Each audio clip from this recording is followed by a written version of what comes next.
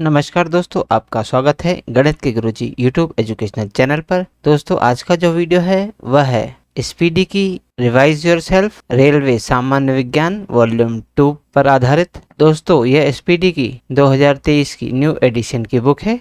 इसमें सन 2022 तक जितने भी रेलवे एग्जाम्स में प्रश्न पूछे गए हैं वे सभी इसमें दिए गए हैं। दोस्तों, यह रेलवे की सामान्य विज्ञान की बुक केवल रेलवे के लिए ही नहीं, बाकी अन्य जितनी भी परीक्षाएं होती हैं जिनमें सामान्य विज्ञान के प्रश्न पूछे जाते हैं उन सभी प्रतियोगिता परीक्षाओं के लिए उपयोगी है। दोस्तों, इस बुक में बहुत सारे सेट्स दिए गए हैं। तो दोस्तों, आपके लिए बहुत अच्छा अवसर है कि हमारे इस चैनल पर बिल्कुल शुरू से इस बुक की शुरुआत हो रही है। तो आइए हमारे साथ इस बुक को पूरा कीजिए और अपनी तैयारी को बेहतर कीजिए।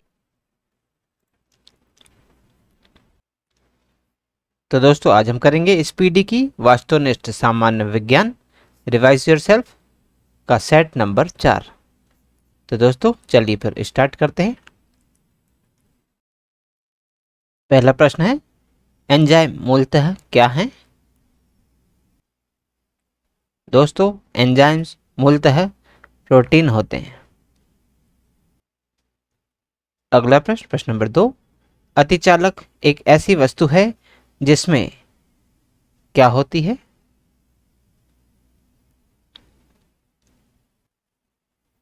दोस्तों, अतिचालक एक ऐसी वस्तु है जिसमें शून्य प्रतिरोधकता होती है। अगला प्रश्न, प्रश्न नंबर 3, एक हॉर्स पावर किसके बराबर है? दोस्तों, एक हॉर्स पावर 746 वाट के बराबर है। अगला प्रश्न, प्रश्न नंबर 4, वायुमंडलीय दाब में आकस्मिक घटाव क्या दर्शाता है? दोस्तों, वायुमंडलीय दाब में आकस्मिक घटाव तूफानी मौसम को दर्शाता है। अगला प्रश्न, प्रश्न नंबर 5, प्रेरकत्व यानी इंडक्टेंस की इकाई क्या है? दोस्तों, प्रेरकत्व की इकाई है हेनरी। अगला प्रश्न, प्रश्न नंबर 6, रक्त कैंसर किसे कहा जाता है? दोस्तों, ल्यूकेमिया को रक्त कैंसर कहा जाता है। अगला प्रश्न, प्रश्न नंबर 7, ध्वनि की इकाई क्या है? दोस्तों, ध्वनि की इकाई डेसिबल है। अगला प्रश्न, प्रश्न नंबर 8, टेलीग्राफी का आविष्कार किसने किया था? दोस्तों, टेलीग्राफी का आविष्कार मॉर्स सैमुअल ने किया था। अगला प्रश्न, प्रश्न नंबर 9, ध्वनि की तीव्रता मापने के लिए किस यंत्र का प्रयोग होता है?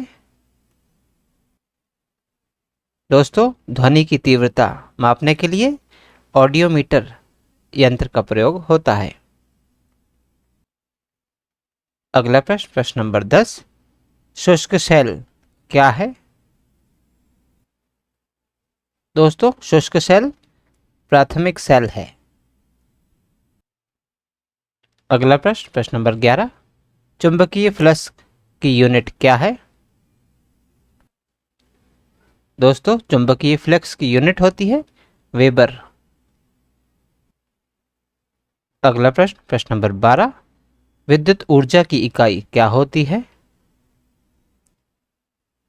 दोस्तों, विद्युत ऊर्जा की इकाई किलोवाट घंटा होती है। अगला प्रश्न, प्रश्न नंबर 13, प्रतिरोध की यूनिट क्या होती है? दोस्तों, प्रतिरोध की यूनिट होती है ओम। अगला प्रश्न, प्रश्न नंबर 14, वायुमंडल में बादलों के तैरने का क्या कारण है? दोस्तों, वायुमंडल में बादलों का कम घनत्व होना उसके तैरने का कारण है।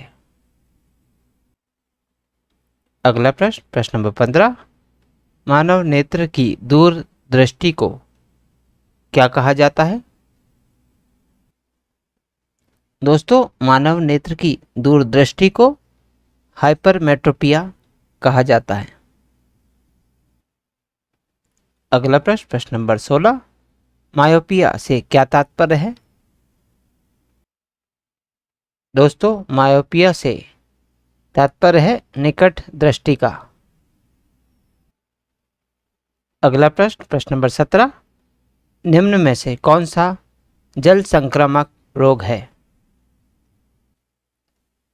दोस्तों, इनमें से हैजा एक जल संक्रामक रोग है। अगला प्रश्न, प्रश्न नंबर 18, दूरदृष्टि से पीड़ित व्यक्ति की स्पष्ट दूरी की न्यूनतम दूरी कितनी होती है? दोस्तों, दूरदृष्टि से पीड़ित व्यक्ति की स्पष्ट दृष्टि की न्यूनतम दूरी होती है 25 सेंटीमीटर। अगला प्रश्न, प्रश्न नंबर 19, टिबिया अस्थि कहाँ होती है? दोस्तों, टिबिया अस्थि पैर में होती है।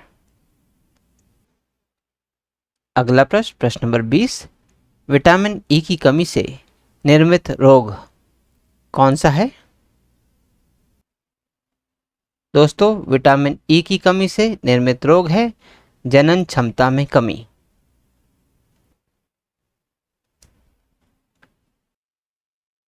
अगला प्रश्न, प्रश्न नंबर 21, किस अंग के दोषपूर्ण कार्य करने से मधुमेह रोग हो जाता है?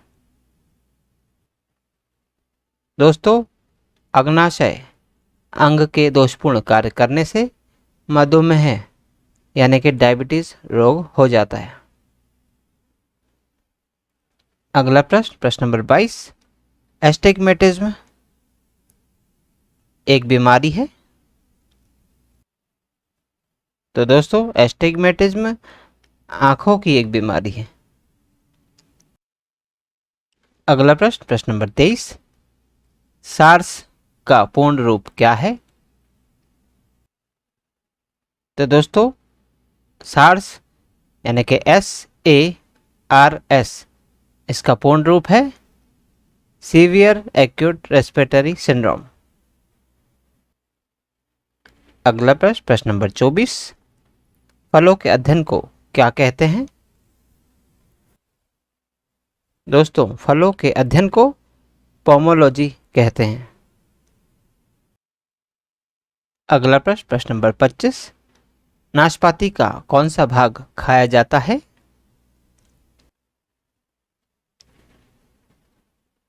दोस्तों, नाशपाती का गूदेदार पुष्पासन भाग खाया जाता है। अगला प्रश्न, प्रश्न नंबर 26, रंजक व खाद्य पदार्थ बनाने में इनमें से किसका प्रयोग किया जाता है?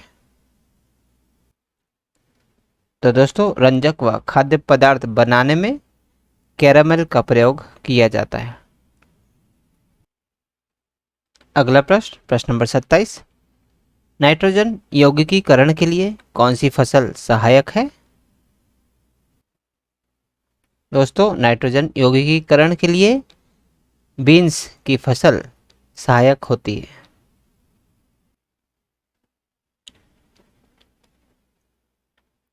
अगला प्रश्न, प्रश्न नंबर 28, कोको का कौन सा भाग चॉकलेट में गंध के लिए इस्तेमाल किया जाता है? तो दोस्तों, कोको का बीज चॉकलेट में गंध के लिए इस्तेमाल किया जाता है। अगला प्रश्न, प्रश्न नंबर 29, रेबीज के टीके की खोज किसने की थी? दोस्तों, रेबीज के टीके की खोज लुई पॉस्चर ने की थी। अगला प्रश्न, प्रश्न नंबर 30, मारुति 800 में सिलेंडरों की संख्या कितनी होती है? दोस्तों, मारुति 800 में सिलेंडरों की संख्या 3 होती है।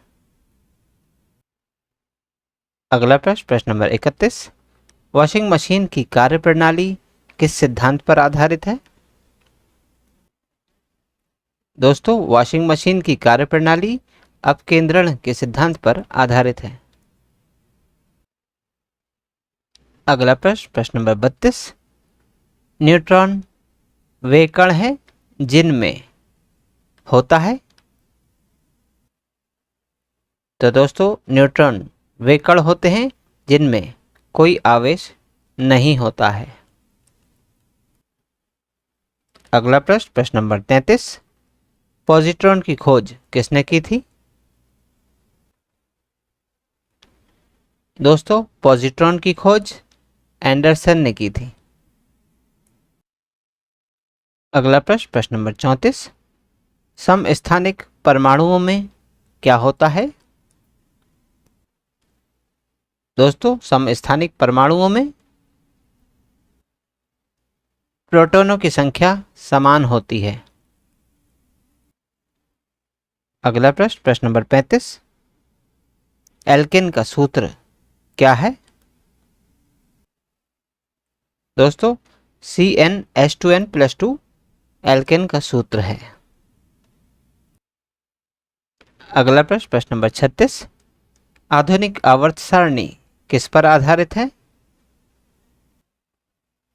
दोस्तों आधुनिक आवर्त सारणी परमाणु क्रमांक पर आधारित है। अगला प्रश्न, प्रश्न नंबर 37, जिप्सम का व्यापारिक नाम क्या है? दोस्तों जिप्सम का व्यापारिक नाम है कैल्शियम सल्फेट। अगला प्रश्न, प्रश्न नंबर 38, क्वार्ट्ज का रासायनिक नाम क्या है? दोस्तों क्वार्ट्ज का रासायनिक नाम है सोडियम सिलिकेट। अगला प्रश्न, प्रश्न नंबर 39, रेडियोधर्मिता की खोज किसने की थी? दोस्तों रेडियोधर्मिता की खोज हेनरी बेक्यूरेल ने की थी। तो दोस्तों आज की इस प्रश्नावली में 39 प्रश्न थे जो हमारे द्वारा पूर्ण कर लिए गए हैं। दोस्तों यदि आपको इस वीडियो का PDF प्राप्त करना चाहते हैं तो आप हमारे टेलीग्राम चैनल से जुड़ सकते हैं।